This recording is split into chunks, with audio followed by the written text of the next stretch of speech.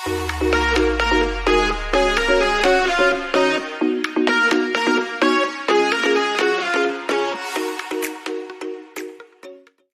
teman-teman, perkenalkan nama saya Putri Regilia Pratomo.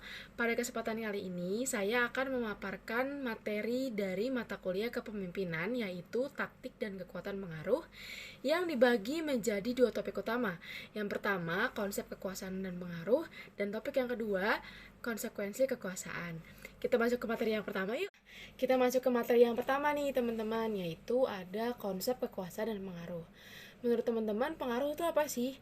Pengaruh ini adalah inti dari kepemimpinan. Bagaimana sih cara jadi seorang pemimpin yang efektif? Nah, cara jadi seorang pemimpin yang efektif itu perlu untuk mempengaruhi orang-orang untuk melaksanakan permintaan, mendukung proposal, dan melaksanakan keputusan.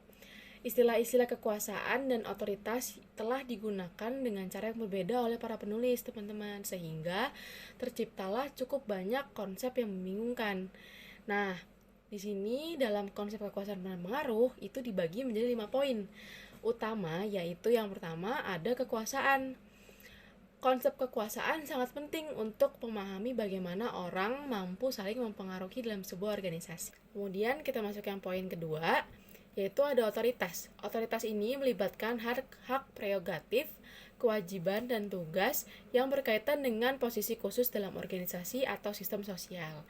Otoritas pemimpin biasanya meliputi hak untuk membuat keputusan khusus untuk organisasi. Contohnya, manajer umum mempunyai hak yang sah untuk memberikan aturan kerjanya dan memberikan tugas kepada bawahannya. Nah, kita masuk ke poin yang ketiga, yaitu ada proses mempengaruhi. Menurut Kalman tahun 1958, dia berpendapat bahwa terdapat 3 jenis proses mempengaruhi. Yang pertama ada kepatuhan instrumental, yang kedua ada internalisasi, kemudian yang ketiga ada identifikasi personal. Apa sih kepatuhan instrumental? Seorang target melaksanakan tindakan yang diminta untuk tujuan mendapatkan imbalan yang pasti atau menghindari hukuman yang dikendalikan oleh agen. Nah, alasan kepatuhan adalah untuk mendapatkan manfaat nyata dari agen. Level dukungan yang diberikan mungkin sangat kecil yang diperlukan untuk mendapatkan penghargaan atau untuk menghindari hukuman. Kemudian yang kedua ada internalisasi.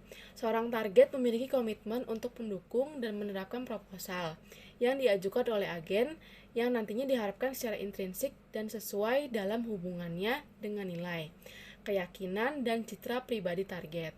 Komitmen akan terjadi tanpa memperhatikan apa adanya manfaat nyata yang diharapkan dan kesetiaan target yang berkaitan dengan ide tersebut. Kemudian yang ketiga ada identifikasi personal. Seorang target meniru perilaku agen atau mengambil sikap yang sama agar disukai oleh agen yang lainnya dan menjadi seperti agen tersebut. Motivasi target mungkin berkaitan dengan kebutuhan seseorang untuk diterima dan dihargai di dalam suatu perusahaan. Untuk mendapat persetujuan dari agen, target dapat menjaga hubungan yang memuaskan kebutuhan untuk dapat diterima dalam lingkungan perusahaan. Kemudian masuk ke poin yang keempat, yaitu ada jenis umum taktik pengaruh.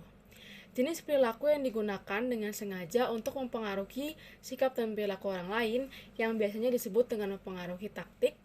Di sini dibagi menjadi 3 jenis umum taktik pengaruh. Yang pertama ada taktik manajemen kesan, taktik politik, dan taktik proaktif.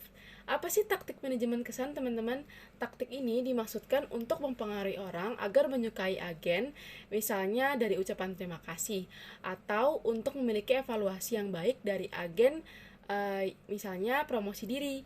Taktik manajemen kesan dapat digunakan untuk pemimpin dalam mempengaruhi pengikut atau oleh pengikut untuk mempengaruhi seorang pemimpin. Kemudian taktik politik. Taktik ini digunakan untuk mempengaruhi keputusan organisasi atau mendapatkan keuntungan bagi individu atau kelompok. Salah satu jenis taktik politik melibatkan upaya untuk mempengaruhi seberapa penting keputusan yang dibuat dan siapa yang membuatnya. Taktik politik juga digunakan untuk bertahan melawan lawan dan membuka kritik loh teman-teman. Kemudian yang ketiga ada taktik proaktif. Nah, taktik ini memiliki tujuan tugas langsung seperti membuat orang yang menjadi target melakukan tugas baru, mengubah prosedur yang digunakan untuk tugas saat ini, dan memberikan bantuan pada proyek, atau bisa juga mendukung perubahan yang diusulkan. Nah, kita masuk ke poin yang kelima, yaitu hasil dari pengaruh. Keberhasilan upaya mempengaruhi jelas tergantung pada tingkatannya. Agen dapat mencapai efek yang diharapkan dari target, atau pengaruhnya barangkali lebih rendah daripada yang diharapkan. Dari hasil dari pengaruh ini dibagi menjadi 3 poin utama, yaitu komitmen, kepatuhan, dan perlawanan. Menurut teman-teman, komitmen itu apa sih? Komitmen ini menjelaskan hasil di mana seorang target secara internal menyetujui keputusan atau permintaan agen dan memberikan dukungan penuh untuk melaksanakan apa yang menjadi permintaan agen atau mengimplementasikan keputusan secara efektif. Kemudian yang kedua, itu ada kepatuhan. Kepatuhan ini menjelaskan hasil di mana target bersedia melakukan apa yang agen inginkan, tetapi lebih sulit didasarkan pada rasa apatis daripada rasa antusiasme dan hanya memberikan sedikit dukungan. Kemudian yang ketiga ada perlawanan. Nah, perlawanan ini menjelaskan hasil di mana seorang target menentang proposal atau permintaan. Nah, seorang target dapat memberikan respon dalam cara yang pertama, membuat alasan mengapa permintaan tidak dapat dilaksanakan.